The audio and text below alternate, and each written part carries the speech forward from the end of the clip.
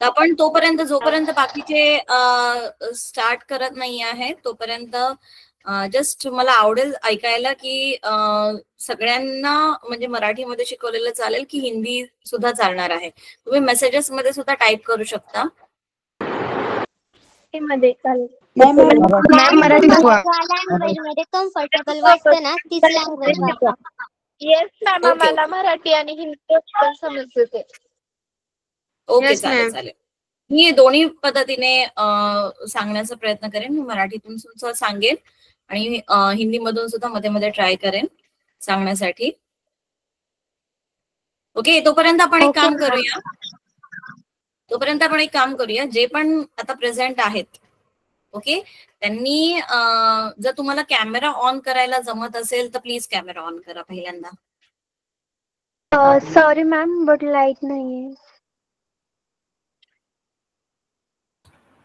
Good evening ma'am, मैं थोड़ा late हो गई. ओके अच्छा बच्चों, हाँ जिनके यहाँ लाइट नहीं है उनके वहाँ कोई बात नहीं है, आप लोग रहने दीजिए. बाकी जिनके यहाँ लाइट है जो कर सकते हैं कैमरा ऑन, आप लोग करिए प्लीज.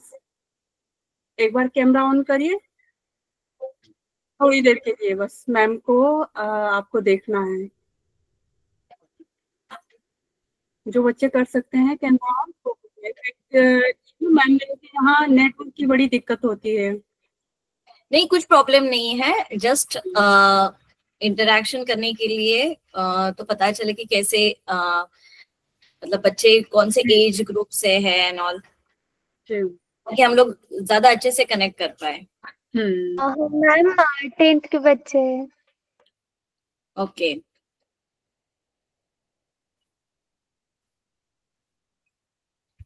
हाँ बच्चों कैमरा ऑन करो. एक बार कर सकते हो अगर तो कैमरा ऑन करो. If possible, you can switch on your cameras.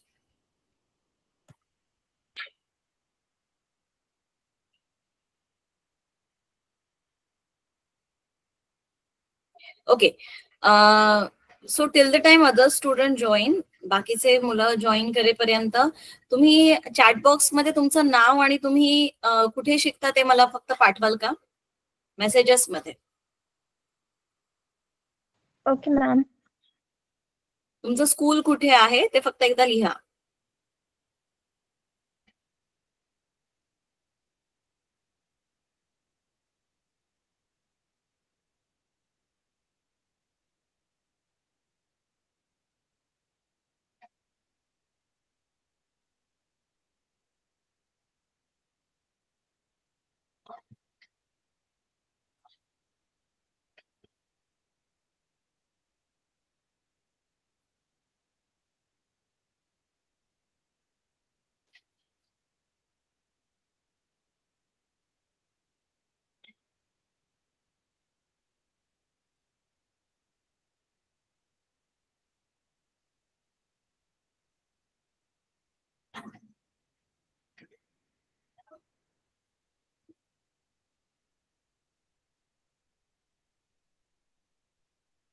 Ma'am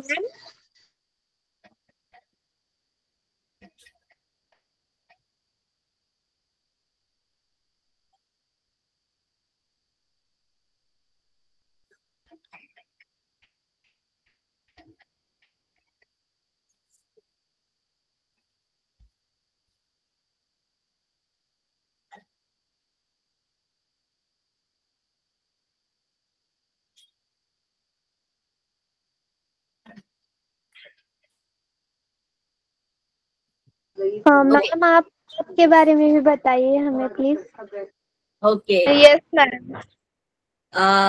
so माझं नाव आहे प्राची कदम. ओके मी इथे मुंबई जवळ एक जिल्हा आहे रायगड, तुम्हाला माहितीच असेल. तर तिथे एक स्कूल आहे दिल्ली पब्लिक स्कूल म्हणून. तर मी त्या दिल्ली पब्लिक स्कूल मध्ये बायोलॉजी टीचर आहे. आणि ऍक्च्युली ही जी स्कूल आहे आमची ती आहे सीबीएसई स्कूल दिल्ली बोर्डची. परंतु माझं शिक्षण झालेलं आहे स्टेट बोर्ड मधून, त्यामुळे मला बऱ्याच गोष्टी माहिती आहे स्टेट बोर्डच्या. आणि मी जास्तीत जास्त ट्राय करेन तुम्हाला व्यवस्थितपणे जे समजेल अशा भाषेमध्ये शिकवण्यासाठी.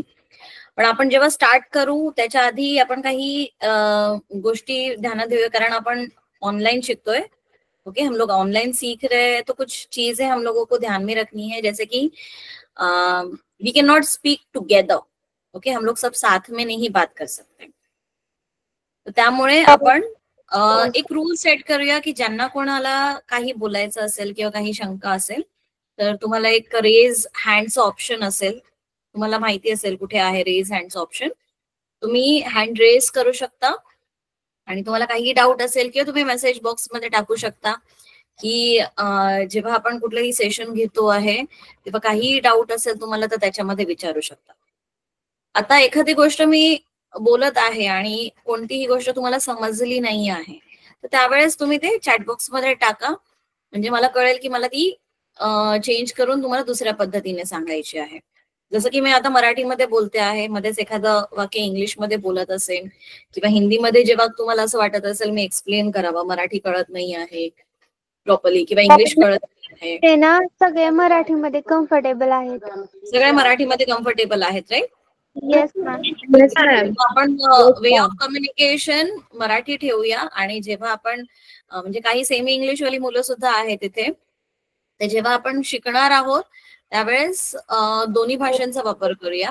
म्हणजे जेव्हा तुम्ही कॉलेजेसना वगैरे पण जाल ना तेव्हा तुम्हाला ते उपयोगी होईल की लाईक तुम्हाला जर सपोज सायन्स घ्यायचं असेल किंवा अशा कुठल्या फील्डला जायचं असेल तर तुम्हाला ते इंग्लिश जे वर्ड्स आहेत ते शब्द आहेत ते तुम्हाला माहिती असणं गरजेचं आहे.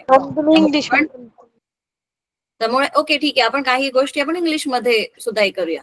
तर जेव्हा आपण शिकणार आहोत तेव्हा मला असं वाटतं तुम्ही एक वही तुमच्या सोबत ठेवा, नोटबुक, आणि काही इम्पॉर्टंट पॉइंट्स जे असतील ते फक्त नोट डाऊन करा. ओके आपण जसं मॅमनी सांगितलेलं आहे त्याप्रमाणे पहिला चॅप्टर जो आहे तुमचा विज्ञानाचा भाग 2 त्याचं अनुवंशिकता हा जो धडा आहे तो आपल्याला सुरुवात करायचा आहे. पण त्याच्या आधी काही जो भाग आहे त्याचा तो तुमचा झालेला आहे. ओके तर मला फक्त तुम्ही हँड रेज करून सांगू शकता की कुठपर्यंत झालेलं आहे आणि त्या धड्याबद्दल तुम्हाला काय माहिती आहे. आणि फक्त एक दोघांनी नका, जास्तीत जास्त मुलं कसं रिप्लाय देतील ते बघा. मला बघायचं आहे मॅक्झिमम, कारण ज्यांनी हँड रेज केले आहे त्यांना तर मी विचारणारच आहे, पण त्यांच्या नंतर ज्यांनी हँड रेज नाही केलेले आहेत त्यांना सुद्धा मी मध्येच कॉल आउट करेन. ओके शिकता या धड्याबद्दल सांगायचं आहे का?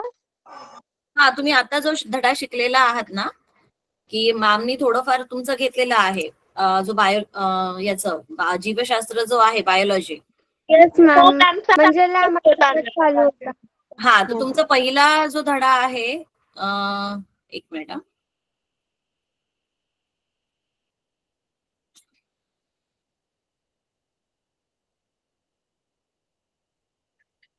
अनुवंशिकता आणि उत्क्रांती, बरोबर हाच धडा आहे तुम्हाला?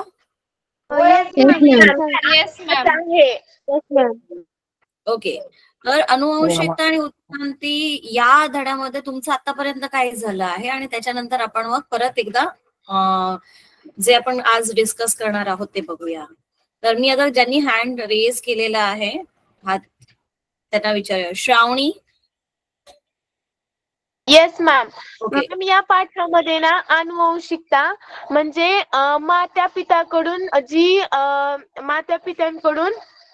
जी जैविक लक्षणे हे पुढच्या पिढीमध्ये संक्रमित होतात त्याला आपण अनुवंशिकता म्हटलेलं आहे. म्हणजे आपल्या मम्मी पप्पांकडून कुठले गुण आपल्यामध्ये अवगत होतात हे आपण या पाठामध्ये शिकलेलो आहोत.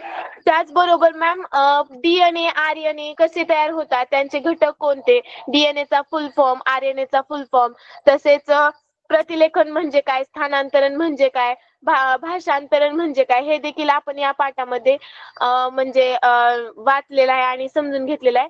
तसंच मॅम याच्यामध्ये ना उत्क्रांती म्हणजे मानवाची उत्क्रांती कशी झाली हे तर आपल्याला माहितीच आहे. माकडापासून माणूस तयार झाला, याचे म्हणजे माकडापासून काय माणूस लगेचच नाही तयार झाला, तर त्या कालावधीसाठी तो कालावधी हा फार होता. म्हणजे एक अवयव त्याचे झडत गेले त्यानंतर मानव तयार झाला असं हे या पाठामध्ये आपल्याला दाखवून दिलंय. तसेच मॅम म्हणजे मानवामध्ये कुठले अवयव हे म्हणजे म्हणजे मॅम मानवामध्ये कोणते अवयव असे आहेत की आता ते अवयव मानवाच्या शरीरामध्ये आहेत पण ते म्हणजे कामाचे नाहीत असं यामध्ये दाखवलंय. म्हणजेच माकड हाड, अक्कलदाढ म्हणजे असे अवयव दाखवलेले आहेत. नंतर मानवाचे म्हणजे प्राण्यांचे ना कोणते कोणते प्राणी हे सारखे दिसायला लागतात. तर मानवामध्येच अनुवंशिकता नसते तर प्राण्यांमध्ये देखील असते. म्हणजे मांजरीचं पिल्लू जर पाहायला गेलं तर मांजरीचं पिल्लू हे तिच्या मम्मी सारखंच दिसतं असं ह्यामध्ये दाखवलेलं आहे. आणि मानवामध्ये मानव हा म्हणजे मानवाचं जे बाळ असतं ते मानवासारखंच तसं प्राण्यांचं पण बाळ हे प्राण्यासारखंच. आणि नंतर मॅम ह्यामध्ये आपण लॅकमार्कवाद यांचा त्यांनी लावलेला शोध आणि याचाही आपण अभ्यास केलेला आहे.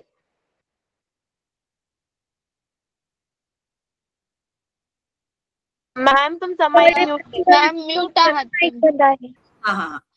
खूपच छान प्रकारे पूर्णपणे तू एक्सप्लेन केलेला आहेस काय आहे ते त्याच्यामध्ये वगैरे एकदम परफेक्ट केलेलं आहे. स्नेहलला काहीतरी सांगायचं. Snehal. Thank you ma'am. Yes ma'am, तेच सांगायचं होतं, मी डबल सांगते. म्हणजे अनुवंशिकता आणि उत्क्रांती याच्यामध्ये आपण पहिलं तर अनुवंशिकता व अनुवंशिक बदल पाहिले होते. पहिलं तर अनुवंशिकता म्हणजे आपण एका पिढीतील जैविक लक्षणे जी जनुकांद्वारे दुसऱ्या पिढीत संक्रमित केली जातात त्याला आपण अनुवंशिकता म्हणतो. अनेक शास्त्रज्ञांनी त्यांच्या शोधानुसार अनुवंशिकतेची व्याख्या तयार केली होती आणि ग्रेगर जोहार मेंडल यांना अनुवंशिकतेचे जनक म्हणून ओळखलं जातं. आणि त्यांनी जो म्हणजे अनुवंशिकतेचा जो सिद्धांत मांडला तो सिद्धांत मांडत असताना त्यांनी वाटाण्याच्या झाडावर त्यांनी प्रयोग केला होता आणि त्याच्यावर त्यांनी प्रयोग केला आणि त्याच्यातून म्हणजे त्यांनी सिद्धांत काढला की अनुवंशिक बदल पण असतात आणि अनुवंशिकता म्हणजे काय हे त्यांनी लोकांच्या समोर आणलं. पण हे म्हणजे त्यांनी जेव्हा मांडलं होतं तेव्हा म्हणजे काही शास्त्रज्ञांना किंवा काही लोकांना वाटत होतं की ते खरं नसेल. म्हणजे म्हणजे आपण 100 वर्षांचा कालावधी गेल्यानंतर त्यांना खरंच कळालं की हा त्यांचा सिद्धांत खरंच म्हणजे रिअल आहे तो सिद्धांत आणि तो त्यांनी म्हणजे सक्सेसफुल ठरला. आणि म्हणजे अनुवंशिकतेचे बदल पण आहेत आणि अनुवंशिकता म्हणजे एखाद्या जर माता पित्यांकडे जे गुण असतात ते पुढच्या पिढीमध्ये संक्रमित होतात. जसं की जर एखादे आई वडील असतात ज्यांना म्हणजे असं त्या आई वडिलांना काही गोष्टी अशा आवडत असतात त्याच पुढच्या पिढींना म्हणजे एखादे पदार्थ असतात जे त्यांना खूप आवडतात तेच त्यांच्या त्याला काय म्हणू शकतो आपण म्हणजे त्यांच्या मुलांना पण तेच पदार्थ आवडू शकतात किंवा काही पदार्थ आवडत नसतात तेच त्यांना भविष्यात आवडत नसतात असं पण असतं. आणि काही म्हणजे काही म्हणजे मम्मी पप्पा असतात म्हणजे त्यांना खेळामध्ये जास्त इंटरेस्ट असतो तर त्यांच्या मुलांनाही खेळामध्ये इंटरेस्ट असतो. तर काही माता पित्यांना ना अभ्यासामध्ये जास्त इंटरेस्ट असतो आणि तसंच म्हणजे त्यांची जी पुढची पिढी निर्माण होणार आहे त्यांना पण अभ्यासामध्ये जास्त इंटरेस्ट असतो. आणि तसेच काही गुण म्हणजे अनुवंशिक असतात हे आपण पाहिलं होतं. प्रतिलेखन, भाषांतर आणि स्थानांतर DNA ची आपण रचना पाहिली होती. डीएनए पाहिलं होतं. डीएनए म्हणजे काय असतं आणि RNA रायबो न्यूक्लिक ऍसिड हे डीएनए पासूनच तयार होतं आणि त्याच्यापासून प्रतिलेखन, भाषांतर आणि स्थानांतर होतं आपण ते पाहिलं होतं. म्हणजे पूजा मॅमनी हे पण समजावून सांगितलं होतं प्रतिलेखन कसं होतं, भाषांतर आणि स्थानांतर. आणि उत्क्रांती म्हणजे अतिशय सावकाश पण क्रमिक होणारा आणि सातत्याने होणारा बदल म्हणजे उत्क्रांती असते. जसं की श्रावणीने सांगितलं की माकडापासून माणूस तयार झाला तर तो म्हणजे असा एकदम लगेच तयार झाला नाही तर त्याला हजारो वर्ष लागले माकडापासून मानव निर्माण होण्यासाठी.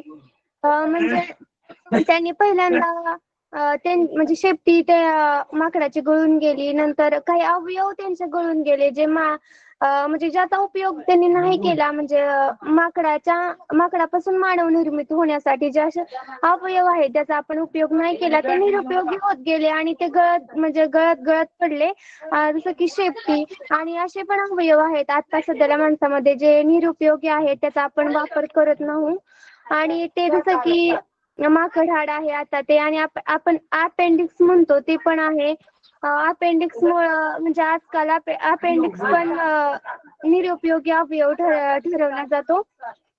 आणि असेच म्हणजे आणि दुसरा एक अनुवंशिकतेचे पुरावे होते, जे शास्त्रज्ञांनी ते सिद्ध केले की बाह्यरूपी पुरावे म्हणजे कुत्रे किंवा जे इतर प्राणी असतात त्यांच्या डोळ्यांची रचना, त्यांच्या अंगावरील केस हे सारखे म्हणजे साम्य वाटतं ते बघितल्यानंतर. आणि त्याच्यावरून त्यांनी असा निष्कर्ष काढला की त्यांचे पूर्वज एकच असू शकतात. जसं की आता आपण आंबा किंवा इतर फळे बघतो तर त्या फळांची काही रचना थोडीशी आपल्याला म्हणजे सेम असल्यासारखी वाटते, आणि त्याच्यावरून पण असा निष्कर्ष निघू शकतो की त्यांचे म्हणजे जे पहिल्यांदा झाड निर्माण झालं असावं ते एकच असावं आणि त्याच्यापासूनच ह्या अनेक म्हणजे फळांच्या या प्राण्यांच्या जाती निर्माण झाल्या असाव्यात असं त्यांनी. आणि तसंच शरीरशास्त्रीय पुरावे पण त्यांना सापडले.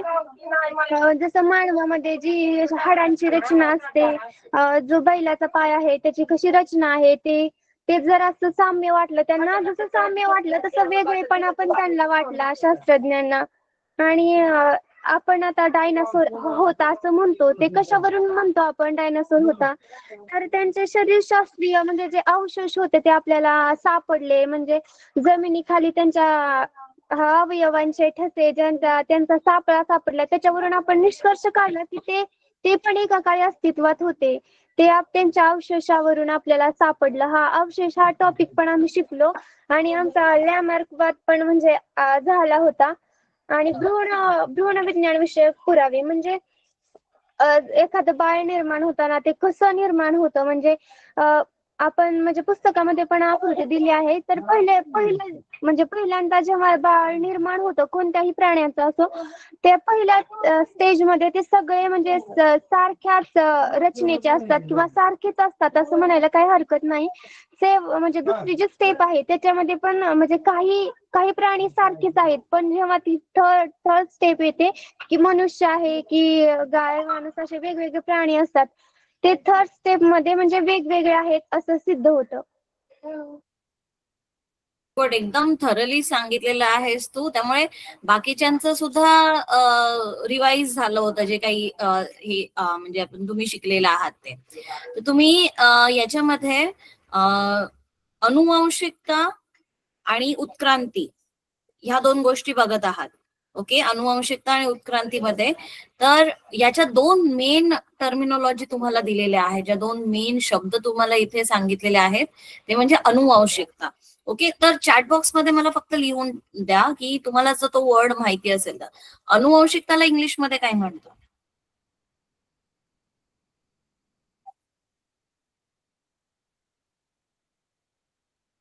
हेरिडिटी. तुम्ही चॅट बॉक्स मध्ये पण लिहू शकता. Heredity and evolution. येस, त्याला म्हणतात अनुवंशिकता व उत्क्रांती. हा, तर अनुवंशिकता म्हणजे हेरिडिटी आणि उत्क्रांती म्हणजे इव्होल्युशन. ओके, सो जसं आता या दोघींनी पण श्रावणीने आणि स्नेहलने, राईट, हा, यांनी जसं एक्सप्लेन केलं त्याप्रमाणे तुम्हाला कळलंच असेल की नक्की जेव्हा उत्क्रांती होते तर त्याच्यामध्ये कशाचा समावेश असतो. ओके, त्यांनी उत्क्रांतीच्या आधी हे हेरिडिटी जो भाग आहे तो त्यांनी का दिलेला आहे की उत्क्रांतीसाठी कोणत्या गोष्टी ज्या होत्या त्या रिस्पॉन्सिबल होत्या. ओके, आता तुम्हाला माहिती आहे का की आपलं जे पूर्ण शरीर आहे ते प्रोटीनने बनलेलं आहे, प्रथिनांनी बनलेलं आहे. ओके, तर आपल्या केसांपासून ते पायाच्या नखापर्यंत सगळं काही प्रोटीनने बनलेलं आहे. आता आपण एखादी बिल्डिंग जेव्हा बांधतो, बिल्डिंग बांधण्यासाठी काय लागतं? रेज युअर हँड, तुमचा हँड रेज करा किंवा तुम्ही चॅटबॉक्स मध्ये पण लिहा की आपण जेव्हा एखादं बिल्डिंग बांधतो, त्या बिल्डिंग बांधण्यासाठी आपल्याला काय लागतं, कोणत्या गोष्टींची आवश्यकता? Cement, correct. सिमेंट, विटा, मॅम आधी कच्चा माल लागतो, पाणी पण लागतं, सिमेंट, एरिया, पाणी, वाळू किंवा अनेक ओके, तर आपल्याला विटा लागतात, आपल्याला सिमेंट लागतं, आपल्याला पाणी लागतं, आपल्याला रेती लागते. ओके, तसंच आपल्या बॉडीचे जे पार्ट्स आहेत, आपल्या शरीराचे जे भाग आहेत, ओके, ते बनवण्यासाठी सुद्धा आपल्याला एक कच्चा माल लागतो. म्हणजे आपण त्याला बोलतो की ते बनवण्यासाठी एक रॉ मटेरियल लागतं. मग हे रॉ मटेरियल कुठून येतं? तर जे सपोज आपल्याला बॉडी बनवायची आहे, आपल्या बॉडीला पूर्ण पार्ट्स बनवायचे आहेत. ओके, आपली बॉडीमध्ये काय आहे? बॉडीमध्ये आपल्या आहे कार्बोहायड्रेट्स, प्रोटीन्स आहेत आपल्या बॉडीमध्ये. ओके, म्हणजे प्रथिनं आहेत, स्निग्ध पदार्थ आहेत. तर हे सगळे जेव्हा आपलं बॉडी बनवतं ते आपल्या बॉडीला कुठून मिळतात? आपण कशाच्या मार्फत आपल्याला आपण हे रॉ मटेरियल बॉडीला देत असतो? कोणी सांगू शकेल? मॅम ते जास्त झालेले प्रोटीन आपण शरीरात साठवतो आणि आपण जेवण नाही केलं तरी पण ते आपल्याला प्रोटीन भेटत राहतात. हा, तर आपण हे सगळे जे रॉ मटेरियल आहे ते आपण शरीराला जेवणाच्या माध्यमातून देत असतो. ओके, जे पण आपण खाणं कुठलंही खातो, ओके, जर आपण कार्बोहायड्रेट खातो आहे, कर्बोदके खातो आहे, तर आपल्याला आपल्या बॉडीला एनर्जी मिळते, म्हणजे ते काम करण्यासाठीची जी शक्ती आहे ती मिळते. जेव्हा आपण प्रोटीन खातो तेव्हा प्रोटीन मधून आपल्या बॉडीचं जे पण स्ट्रक्चर, आता तुम्ही सगळ्यांना माहिती असेल आपण जे प्रथिनं खातो ते प्रथिनांचं काय कार्य आहे?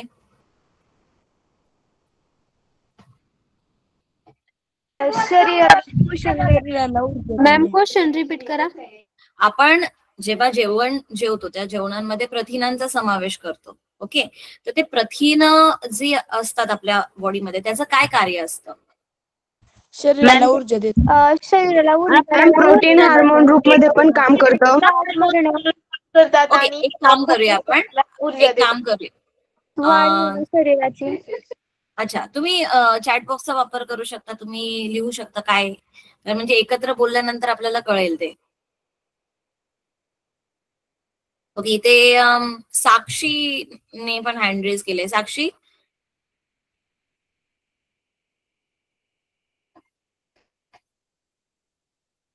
Yes ma'am. हा, आपल्याला प्रथिनांतून काय मिळतं? प्रथिने कशासाठी उपयोगी असतात? प्रथिनांमधून आपल्या शरीराला एक वेगळीच एनर्जी मिळते ज्यामुळे आपण कोणतेही कार्य करू शकतो. ओके, सानियाचं काय मत आहे? मॅम हेच सांगायचं. ओके. पण आपण जेव्हा जेवतो ना तेव्हा आपण जी कर्बोदके खातो, किंवा आपण जे स्निग्ध पदार्थ खातो ना, आपल्याला त्याच्यातून एनर्जी मिळते. आणि रिपीट आपण जस्ट आता स्टार्ट केलेलं आहे, त्यामुळे काही मी एक्झॅक्टली टॉपिकला स्टार्ट केलेलं नाहीये. हे आजच्या लेक्चरमध्ये आपण जस्ट एक ओव्हरऑल तुम्ही जे शिकला आहात त्याचा आढावा घेणार आहोत. ओके, त्यामुळे जे चालू आहे ते आता जस्ट चालू केलेले आहे, आपण आधी काही झालेलं नाही आहे. ओके, सो आपण जे कर्बोदके खातो ना, जे कार्बोहायड्रेट्स खातो, ओके, आपल्याला त्याच्यातून एनर्जी मिळते. आपल्याला प्रथिनांमधून एनर्जी नाही मिळत. प्रथिने कशासाठी असतात?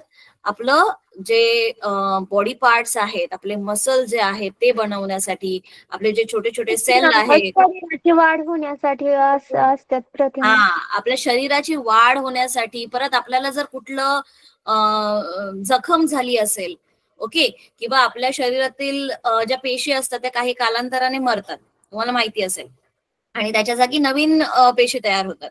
ओके, तर ह्या नवीन पेशी, प्रोटीन्समुळे हार्मोन्स तयार होतात. फक्त हार्मोन्स तयार नाही होत, म्हणजे आपल्या बॉडीमध्ये जे पण काही कन्स्ट्रक्ट होतं, आपल्या बॉडीमध्ये जे पण काही बनतं ना, की जसं की आपली पेशी आहे, पेशीचं स्ट्रक्चर बनणं, किंवा आपल्या केसांचं स्ट्रक्चर बनणं, किंवा आपल्या नखांचं स्ट्रक्चर बनणं, या सगळ्यामध्ये प्रोटीन असतं. ओके, आणि आपण जे प्रोटीन आपल्या शरीराची वाढ आणि आपल्या शरीराची रचना ही प्रोटीन मुळेच होते का? हो हो हो, तर आपल्या शरीरामध्ये सगळीकडे प्रोटीन आहे आणि या शरीराची रचना पूर्ण प्रोटीनने झालेली आहे. त्यामुळे जेव्हा आपण बघा कुठल्याही डाएट आपण फॉलो करतो, ओके, डॉक्टर्स आपल्याला मोस्टली सांगतात की लहान मुलांनी, म्हणजे तुमच्या वयाच्या मुलांनी सुद्धा प्रोटीन्स जास्त खाल्ले पाहिजेत. का प्रोटीन्स जास्त खाल्ले पाहिजेत? कारण तुमच्या शरीराची वाढ होत आहे. मॅम डॉक्टर सर म्हणतात ना, जेव्हा केस झडतात तेव्हा डॉक्टर म्हणतात तुमच्या केसात प्रोटीन कमी आहे म्हणून. हा, कारण आपल्या पूर्ण बॉडी पार्ट्स मध्ये प्रोटीन्स खूप गरजेचं आहे. ओके, आणि इव्हन तेव्हा तुम्ही कधीतरी असं पाहिलं पण असेल की काही लोकांचं जेव्हा ऍक्सिडेंट होतं, ओके, आणि त्यांना खूप जखम झालेली असते, म्हणजे त्यांचे मसल्स हे झालेले असतात, प्रॉब्लेम झालेला असतो, तेव्हा डॉक्टर मोस्टली त्यांना अंडी खायला सांगतात. तुम्ही ऐकलं असेल कुठेतरी. त्याच्यामध्ये जास्त प्रमाणात प्रोटीन हा, कारण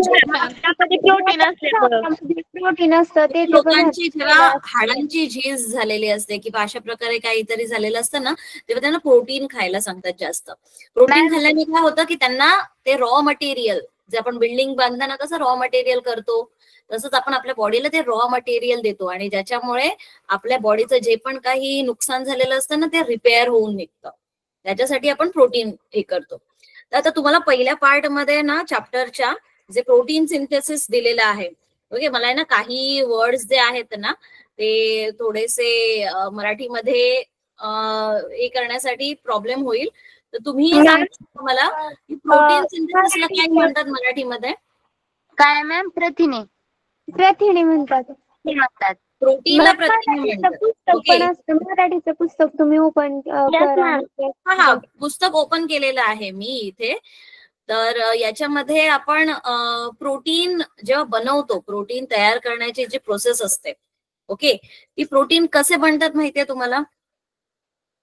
जेव्हा तुम्ही सांगितलं होतं ते ती जी प्रोसेस आहे की DNA पासून RNA बनतात, म्हणजेच mRNA बनतात, आणि मग त्याच्यानंतर प्रतिलेखन, देन भाषांतरण, स्थानांतरण, ह्या ज्या तुम्हाला उत्परिवर्तन, ह्या ज्या तुम्हाला कन्सेप्ट आहेत, त्या कन्सेप्ट कुठून आल्या आहेत, ऍक्च्युली त्याचा उपयोग बॉडीमध्ये कुठे होतो, कोणाला माहिती आहे का? की आता तुम्ही शिकलात प्रतिलेखन काय आहे, भाषांतरण काय आहे, स्थानांतरण काय आहे, पण कुठे एक्झॅक्टली हे वापरलं जातं, कशामध्ये? आपल्या बॉडीमध्ये होतं हे सगळं, पण ते कुठे होतं कोणाला माहितीये? पेशी द्रव्यात. पेशी द्रव्यात. ओके, अजून कोणी सांगेल का कुठे होतं?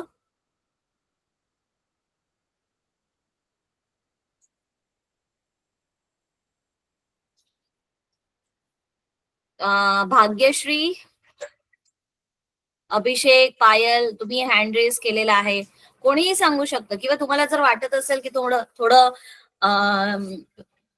कासकूस होत असेल, कसं मी अनम्यूट करू आणि आन्सर देऊ, तुम्ही चॅटबॉक्स मध्ये पण लिहू शकता. आणि इट्स ओके, जर तुमचं आन्सर चुकलं आहे तर काही प्रॉब्लेम नाही, आपण त्या आन्सरला हे करूया. आपण नवीन काहीतरी शिकतो आहे, त्यामुळे तुम्ही सांगू शकता मला. मॅम एक क्वेश्चन आहे. मॅम, आपल्याला जखम होती तेव्हा कोणत्या पेशीमुळे ते बरे होतात? परत एकदा विचार. जेव्हा आपल्याला जखम, म्हणजे जेव्हा आपल्याला काहीतरी लागतं आणि त्यामुळे जखम होते, तेव्हा ते कोणते? तुला पाहिजे प्लेटलेट्स असतात आपल्या बॉडीमध्ये. काय? रक्तामध्ये जे प्लेटलेट असतात ना, हा, ते मोस्टली आपल्या सगळ्या बॉडीचं जे रिपेअरिंगचं काम असतं ना, म्हणजे आता ते कसं असतं माहितीये का, की आपल्याकडे कसं डागडुजी करणारे लोक असतात, की सपोज एक्झाम्पल देते मी, प्लंबर काय चेक करतात की पाईपलाईन मध्ये कुठे लिकेज आहे का, ओके, आणि ते जाऊन तिथे फिक्स करतात. तर हे आपल्या बॉडी मधले रिपेअर करणारी सेल्स आहेत, ते कुठेही पूर्ण बॉडीमध्ये फिरतात ब्लड बरोबर, आणि कुठे जर काही प्रॉब्लेम असेल ना की त्या गोष्टी ते जाऊन हील करतात तिकडे. आणि हे बनवण्याचं सगळं काम जे आहे ना, ते आपले प्रोटीन्स करत असतात. प्रोटीन्सना कळतं की कुठे ही रिक्वायरमेंट आहे, हे कुठे करणं गरजेचं आहे, आणि त्याप्रमाणे ते ट्रॅव्हल करतात आणि तिथे जाऊन ते हे करतात. ओके, आता मी तुम्हाला विचारलं की नक्की कुठे होते ही प्रोटीन सिंथेसिसची प्रोसेस जी आहे, प्रथिने बनवण्याची प्रोसेस. ओके, तर आपल्या बॉडीमध्ये ज्या पेशी असतात, त्या पेशीमध्ये केंद्रक असतं, माहितीये तुम्हाला? केंद्रिका. काय असतं? काय मॅम? डीएनए कुठे प्रेझेंट असतो? डीएनए कुठे असतो? केंद्रकामध्ये डीएनए. न्यूक्लियस मध्ये डीएनए असतो.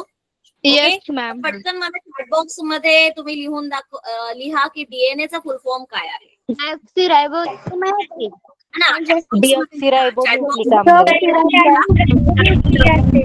कारण सगळेजण एकत्र बोलले तर कळणार नाही, त्यामुळे तुम्ही चॅटबॉक्स मध्ये लिहा, म्हणजे तुमची पण प्रॅक्टिस होईल की त्याला काय बोलतात.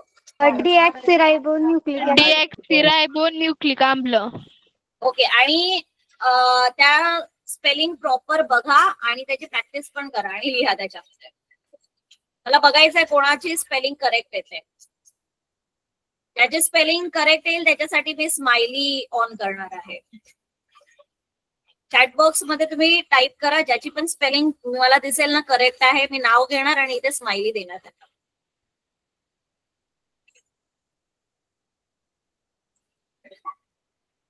डीऑक्सी नाही, चुकीचं आहे. मी तुम्हाला विचारलं आहे की डीएनएचा फुल फॉर्म काय आहे तो लिहा आणि तो टाईप करा चॅटबॉक्स मध्ये.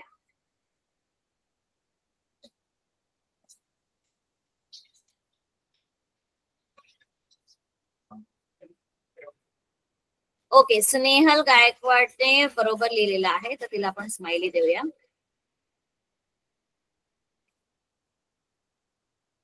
इमोजी दिलेला आहे स्नेहलला.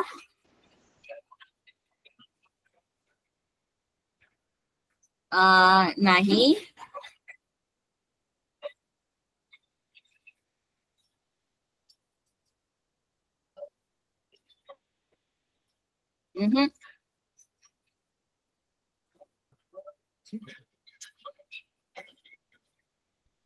करा करा ट्राय. तुम्हाला कुठे शोधता आलं तरी सुद्धा शोधू शकता आणि प्रॉपर टाकू शकता. डीऑक्सिरायबो न्यूक्लिक. ओके, डीऑक्सिरायबो.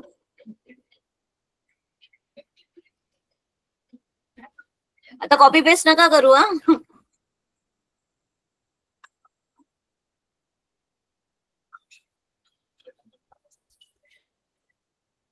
ओके, डीएनएचा आरएनएचा आपण नंतर बघूया.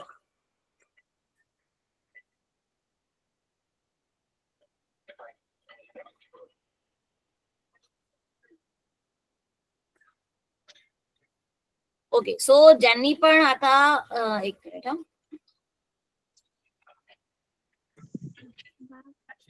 आपण स्टार्टिंग पासून बघूया.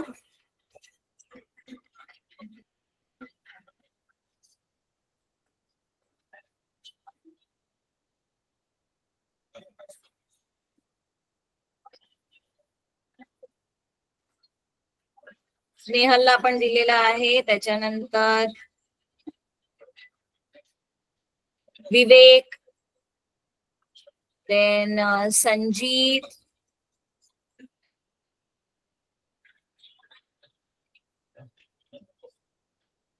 भाग्यश्री, श्रावणी, अभिषेक, पायल,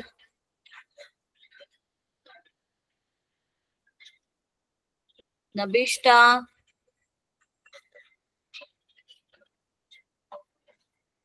दत्ता माने नाव आहे. आय थिंक कोणाचं तरी दुसऱ्याचं नाव आहे ते. मॅम माझं नाव मोक्षदा आहे, पण मी माझ्या पप्पाचं phone. Mokshada. Okay okay, so या सगळ्यांसाठी क्लॅप. ओके, कारण तुम्ही प्रॉपर स्पेलिंग लिहिलेली आहे. ओके, तर ही जे डीएनए आहे, ओके, आपला डीएनए मध्ये, डीएनए म्हणजे आपलं, तुम्ही माहिती असेल तुम्हाला कम्प्युटर, जेव्हा आपण कुठलीही कम्प्युटरचं सॉफ्टवेअर, जसं की आता आपण हे गुगल मीट वापरतो आहे. ओके, हे गुगल मीट डायरेक्टली तर येत नाही, त्याच्या मागे खूप साऱ्या अशा कोडिंग असतात. तुम्हाला माहिती कोडिंग म्हणजे काय? येस मॅम, आम्हाला म्हणजे समर वेकेशन कोडिंग झाले. हा, तर ते कोडिंग जे असतं ना, आपण ज्या कोड, जे कम्प्युटर वाले, जे सॉफ्टवेअर वाले वगैरे असतात, ते कोड्स बनवतात. ओके, आणि कोड्स जेव्हा हे रन होतात ते आपल्याला एक सॉफ्टवेअर मिळतो. अच्छा, तुमचे कोडिंगचे क्लासेस होतात?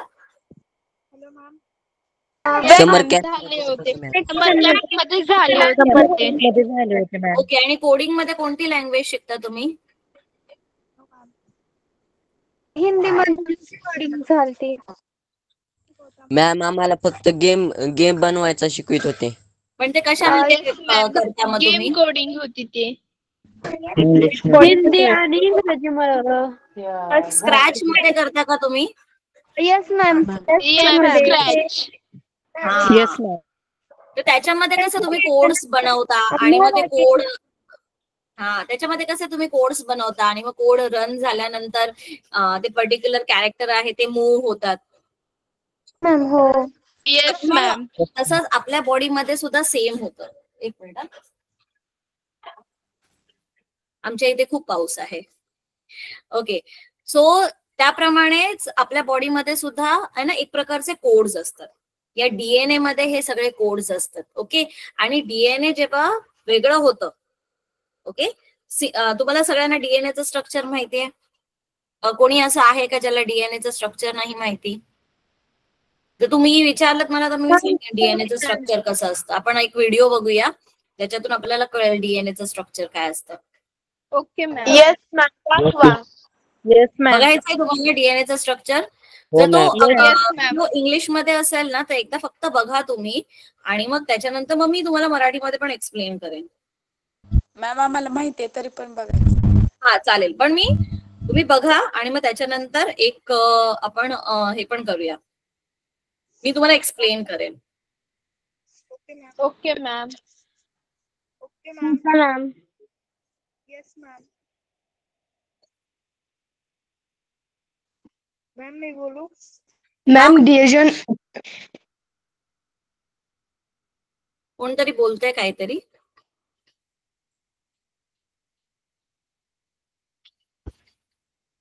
मॅम डीएनए मध्ये 4 टाईपचे नायट्रोजनचे बेसेस असतात.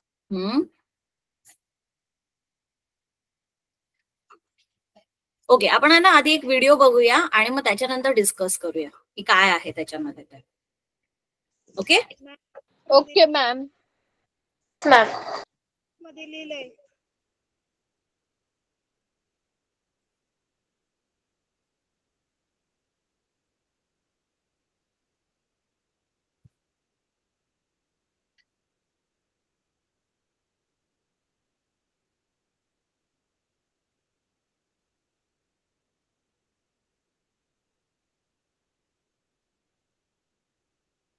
तुम्हाला सगळ्यांना दिसतोय video? Yes, ma'am. Do you recognize this molecule? This is DNA, or deoxyribonucleic acid. By the end of this video, you will be able to identify the key structural features of DNA, as well as describe the importance of those features for function.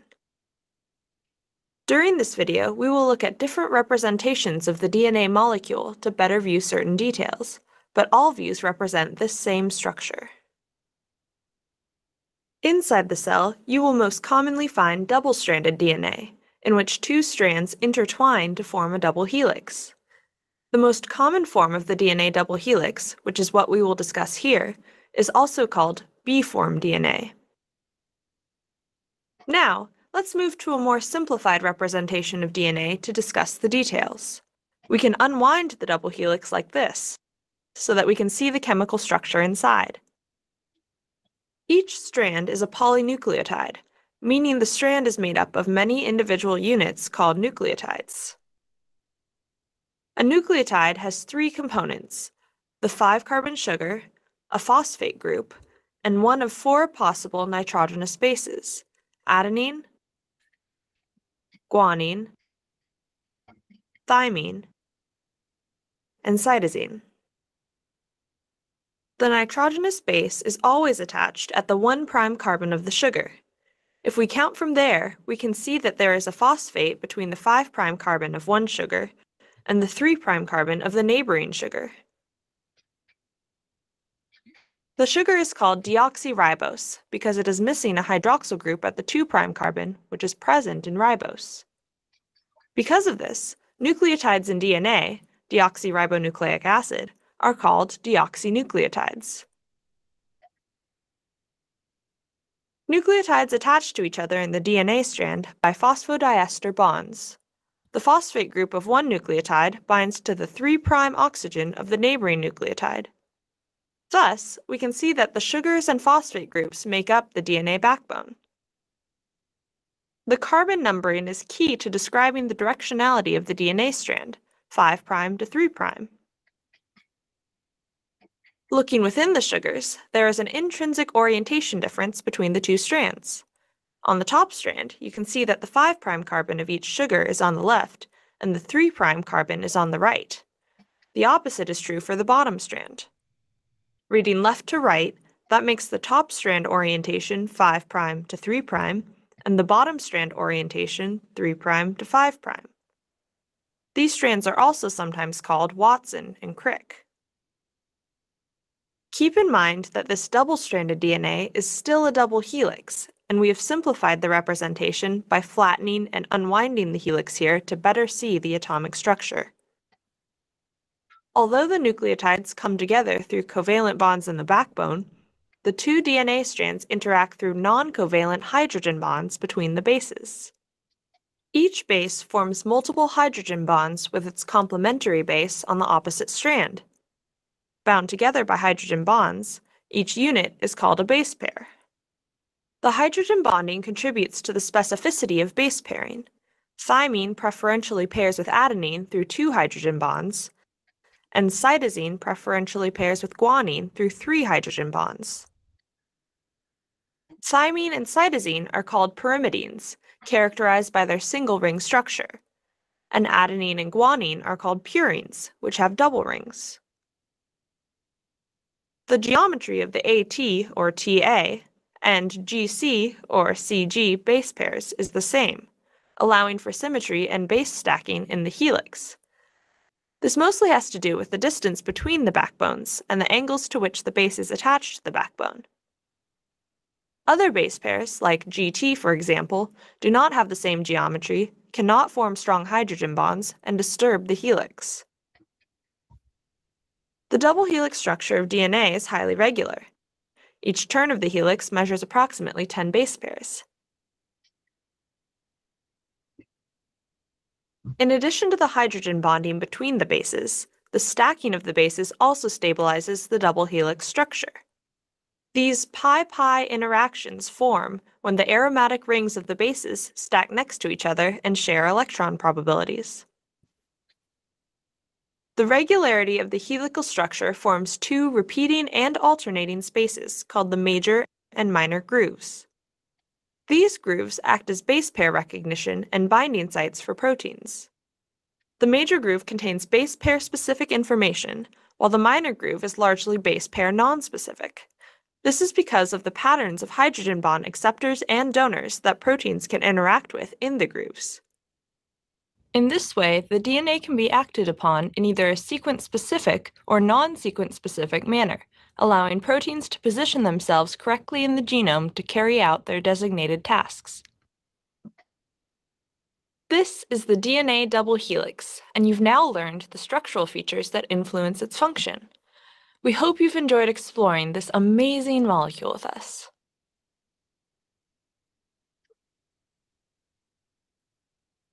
Okay, तर या DNA structure मध्ये तुम्ही पाहिलं असेल, एक minute,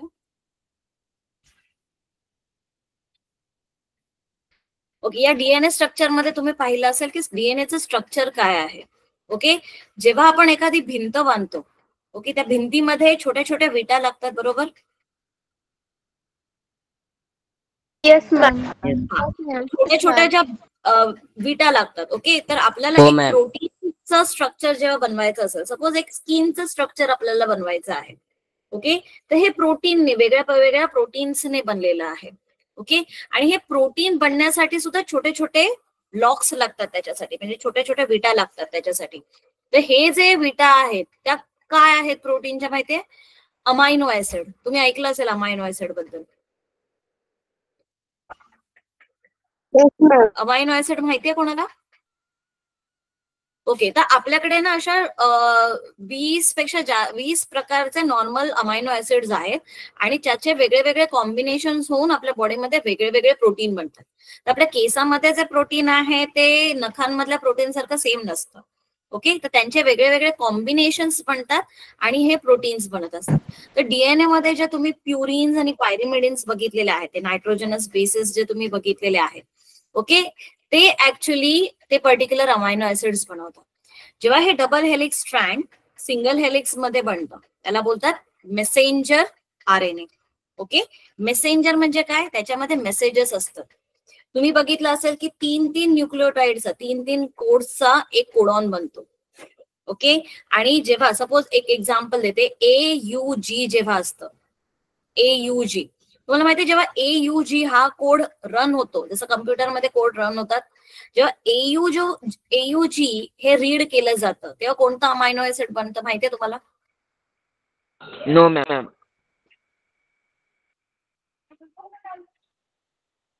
कोणाला माहिती असेल तर चॅट बॉक्स मध्ये टाकू शकता. AUG तुम्ही जे डायग्राम आहे ना त्याच्यामध्ये बघितलं असेल की हा AUG चा जो कॉम्बिनेशन असतो, ओके, मी तुम्हाला चॅट बॉक्स मध्ये टाकलंय बघा. AUG जो हा कॉम्बिनेशन असतो ना त्याच्यापासून एक अमायनो ऍसिड बनतात. ओके साक्षी. हा, AUG म्हणजे ॲडेनिन, युरॅसिन अँड ग्वानिन ना? हा, ते न्यूक्लिओटाइड्स आहेत, ते तुम्हाला स्ट्रक्चर माहिती आहे डीएनएचं काय आहे. पण जेव्हा आता तुम्हाला माहिती की हे एक मेसेंजर RNA आहे. व्हेरी गुड, विवेकने करेक्ट आन्सर दिलेला आहे. तर जेव्हा हा कोड रन होतो तेव्हा त्याच्यापासून जो अमायनो ऍसिड बनतो तो असतो मिथिओनाइन. त्याच्यानंतर दुसरा हतिया म्हणजे स्केलेटन विचारायचं का 206. ओके, त्याच्यानंतर जो दुसरा कोड येतो त्याच्यापासून दुसरा अमायनो ऍसिड, आणि मग असे चेन ऑफ अमायनो ऍसिड्स बनत जातात आणि त्याची एक चेन बनते. त्या चेनला बोलतात पॉलीपेप्टाइड चेन.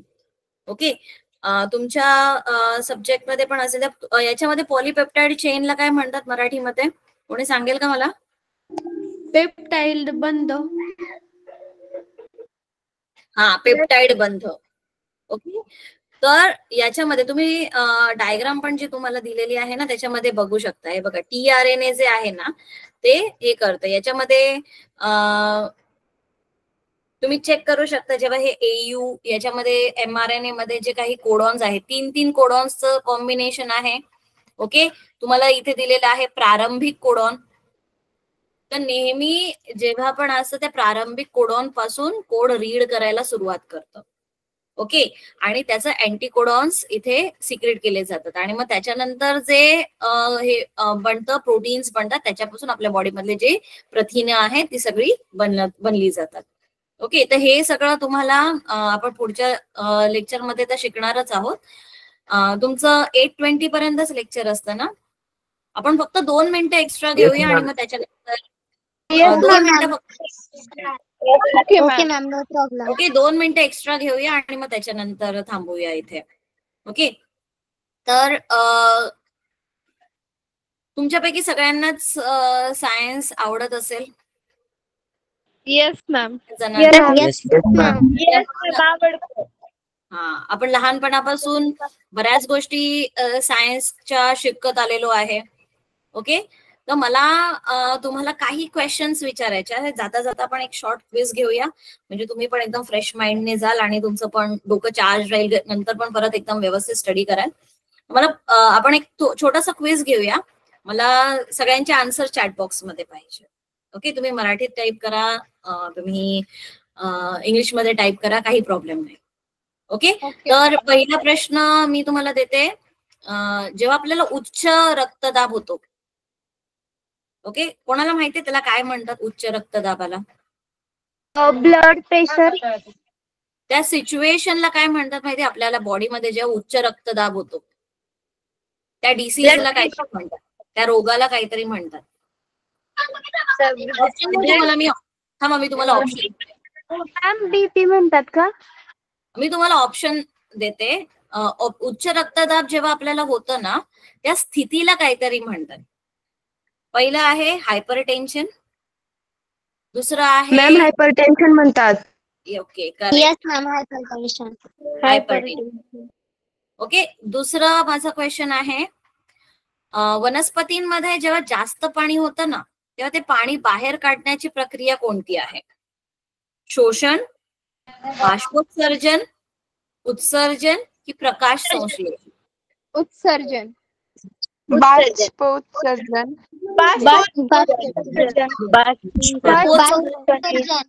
हा, बाष्पोत्सर्जन होतं. ओके. नाव जेव्हा झाडे त्यांचे स्वतःचं अन्न बनवतात, ओके, तर कोणत्या पार्ट मध्ये ते त्यांचं अन्न बनवतात? झाडाच्या कोणत्या पानांमध्ये. ओके. हा, मानवी शरीरामध्ये श्वसनाचा मुख्य अवयव कोणता आहे?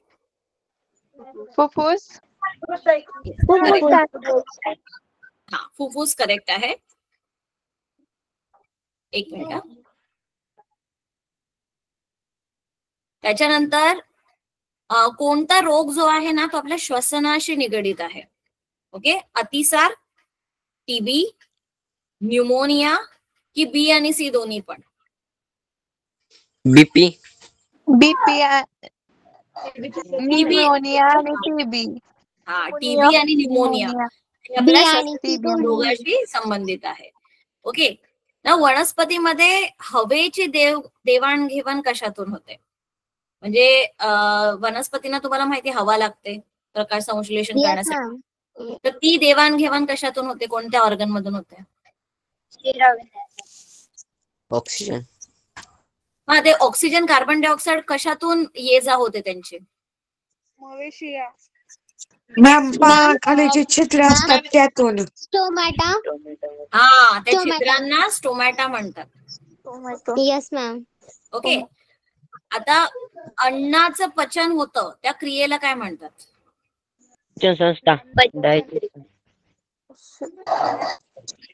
पचन क्रिया, डायजेशन. ओके. आता तुम्हाला माहितीये की आपल्या शरीरातली सगळ्यात मोठी ग्रंथी कोणती आहे? यकृत. ग्रंथी. यकृत. ओके. मादीच्या प्रजनन अवयवातून कोणता संप्रेरक स्त्राव होतो? इस्ट्रोजन, प्रोजेस्टेरॉन, रिलॅक्सिन की सगळे?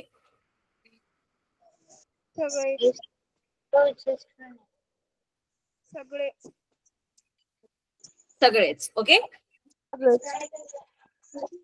ओके. आपण कोणत्या सायन्सच्या कोणत्या शास्त्रामध्ये पर्यावरणाचा अभ्यास करतो? एन्व्हायरमेंट. पर्यावरण शास्त्रामध्ये. Yes ma'am. Okay. Okay. So हे काही क्वेश्चन्स आहेत. आपण आता हे करूया की आपण याच्या पुढे जेव्हा पण आपलं सेशन होईल ना त्याच्यामध्ये त्याच्यानंतर जो आपण टॉपिक शिकू ना त्या टॉपिक वरचा क्विज तुम्हाला मी विचारेन. ओके. Okay ma'am. म्हणजे डन मॅम. ते मला सुद्धा कळेल. ओके. याच्यानंतर काही लेक्चर आहे का तुमचं? आपण मग इथे स्टॉप करूया आज. Yes ma'am. Okay. Okay ma'am. Bye. Good night. Bye ma'am. Good night ma'am. Good night. Good night ma'am. Bye. Sweet dreams ma'am. Sweet dream ma'am. Sweet dream. Dreams. Bye bye. Good night.